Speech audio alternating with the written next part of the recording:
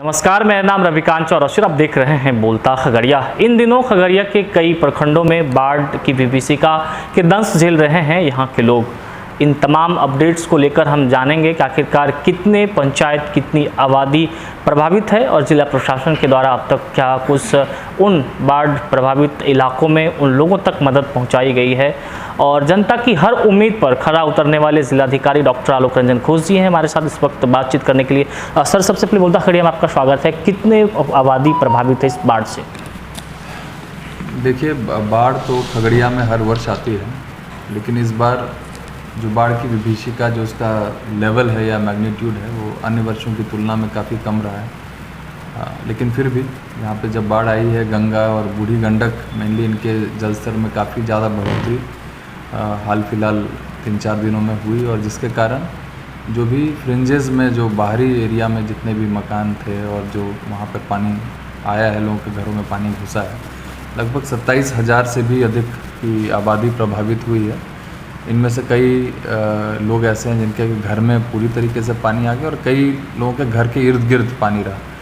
कई लोग ऐसे क्षेत्रों में हैं जहाँ पर जो पूरी तरीके से कट ऑफ हो गया इस बीच 3-4 दिनों के लिए सही, लेकिन कट ऑफ हो गया मेनलैंड से। वहाँ पर आवागमन के लिए बोट ही एकमात्र साधन रह गया था। ज़िले में 3 अंचल जो हैं मुख्य रूप से प्रभावित थे। इसमें खगड़िया, गोगरी और परबत्ता, जो बूढ़ी गंडक और गंगा के इर्द गिर्द जितनी भी पंचायतें वो प्रभावित हुई थी। मुख्य रूप से अगर देखा जाए तो रहीमपुर दक्षिणी पूरी तरीके से पूर्ण रूपेण प्रभावित पंचायत माना जाएगा। इसके अतिरिक्त 22 अन्य पंचायत इन 3 प्रखंडों में हैं जहां पर प्रभाव बाढ़ का आंशिक रूप से या पूर्ण रूप से उसको देखा गया। कुछ वार्ड्स थे जो पूरी तरीके से प्रभावित।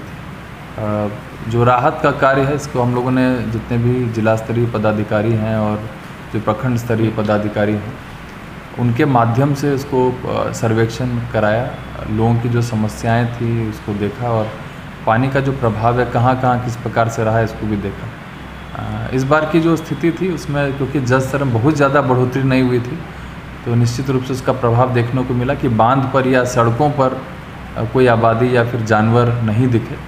जो भी लोग थे वो अपने घरों में ही रहे, और कुछ एक जगह पर जहाँ पर जो छोटे मोटे बांध जो हैं उनके टूटने से जो भी प्रभावित हुए उनको हम लोगों ने अपने यहाँ कम्युनिटी किचन सेटअप किया विद्यालय में, और कज्जल वन में जो विद्यालय हम लोगों ने सेटअप किया था कम्युनिटी किचन में, वहाँ पे उनको ला के रखा। हालांकि वो लोग भी वहाँ पर खाना खाकर अधिकांश लोग अपने अपने घर वापस लौट जाते थे। तो खाने की व्यवस्था जिला प्रशासन द्वारा की गई। अब तक लगभग 1,500 से भी अधिक लोगों ने उस कम्युनिटी किचन में खाना खाया है। इसके अतिरिक्त हम लोगों ने पाया कि सौर दक्षिणी और उत्तरी हमारे ज़िले का जो सबसे अंतिम छोर है, जो भागलपुर से सटा हुआ है, वहीं पर सबसे ज़्यादा प्रभाव जो है बाढ़ का था। वहाँ पर लोगों के घरों में लगभग आधे घर तक पानी था। वहाँ पर स्वयं मैं भी गया था और लोगों से बातचीत भी की। लोगों के घरों में पानी और पूरी तरीके से कट ऑफ है। ऐसे और भी क्षेत्र हैं ज़िले में, बन्नी में, रहीमपुर उत्तरी दक्षिणी में, जहाँ पर नाव की आवश्यकता सबसे ज़्यादा लोगों को लगा कि उनको ज़रूरत है। तो ऐसे समय में 72 नावें हम लोगों ने, आज तक का जो आंकड़ा है, अब तक 72 नावें चल रही हैं अलग अलग जगहों पर लोगों की सहूलियत के लिए, और डिमांड जैसा होता है उस हिसाब से। जो विगत वर्षों में हम लोग को समस्या आई थी कि जब नावों का परिचालन होता है तो कई बार बिना सक्षम प्राधिकार से अनुमति प्राप्त किए हुए नावों को रख लिया जाता है और बाद में उन नाविकों को दिक्कत होती है किसी प्रकार का भुगतान प्राप्त करने में।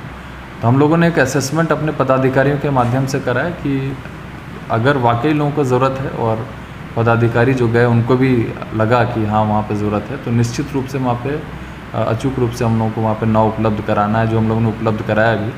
सभी नावों का परिचालन किस प्रकार से हो रहा है, वो कहीं स्टैटिक तो नहीं है या लोगों के घरों में तो नहीं लगा हुआ और बाद में पेमेंट लोगों को सहूलियत भी नहीं मिली, रजिस्ट्रेशन भी हो गया और लोगों को लाभ नहीं मिला। तो इसको ध्यान में रखते हुए हम लोगों ने जो भी महत्वपूर्ण घाट है वहाँ पर प्रतिनियुक्ति की थी राजस्व कर्मचारियों की और विभागीय पदाधिकारियों की, और जियो टैग्ड हम लोग फ़ोटो मंगा रहे थे प्रतिदिन, जिससे कि ये सुनिश्चित हो जा रहा था कि नाव वहाँ पर लगी हुई है। और दिन में 3 बार कंट्रोल रूम जो हम लोगों ने सेटअप किया था यहाँ पर भी और अनुमंडल पे भी, वहाँ से कंट्रोल रूम से फीडबैक लिया जा रहा था कि जो संबंधित नाविक हैं या नहीं, लोग हैं या नहीं, नाव उपलब्ध है या नहीं। और उन सबको हम लोगों ने इस बार मुझे लगता है कि हमारे ज़िले ने ही ऐसा प्रयोग अभी तक किया है कि जितनी भी चीज़ें हैं सारी चीज़ को हमने लॉगबुक के रूप में और नाविक को ही उपलब्ध करा दी, ताकि नाविक को बाद में किसी प्रकार का भुगतान लेने में समस्या ना हो। उनको बस ये करना था कि जो भी नाविक जिस भी नाव में अपने साथ जिन लोगों को ले जा रहे हैं उनसे सत्यापन कराएं, वो कम से कम 5 लोग उस नाव में जो सवार थे वो साइन करें या अंगूठा का निशान अंकित करें, ताकि ये प्रमाणित हो सके। और दिन के अंत में जो भी हमारी तरफ से पर्यवेक्षक वहाँ पे रखे गए थे उनसे उसको सत्यापित करा लेना था, ताकि ये सुनिश्चित किया जाए कि जैसे ही और ये कार्य समाप्त होता है, हालांकि हम लोगों ने इसका साप्ताहिक भुगतान का निर्देश दिया है नाविकों को, और क्योंकि अभी 4 ही दिन हुआ है, मुझे लगता है कि इस सप्ताह के अंत में उन सारे नाविकों को जिन्होंने भी सेवा दी है सबको पैसा इस बार तुरंत 10 दिन के अंदर ही मिल जाएगा। 10 दिन के अंदर मिल जाएगा, निश्चित रूप से मिल जाएगा। और कुछ कृषकों का भी कहना था कि उनका कुछ फसल क्षति भी हुई है, इसमें खासकर गोगरी के जो बन्नी क्षेत्र में लोग हैं उनका कहना है कि सब्जी की फसल उनकी बर्बाद हुई है। तो उसका असेसमेंट हम लोग पानी जब रिसीव करेगा उसके बाद करेंगे।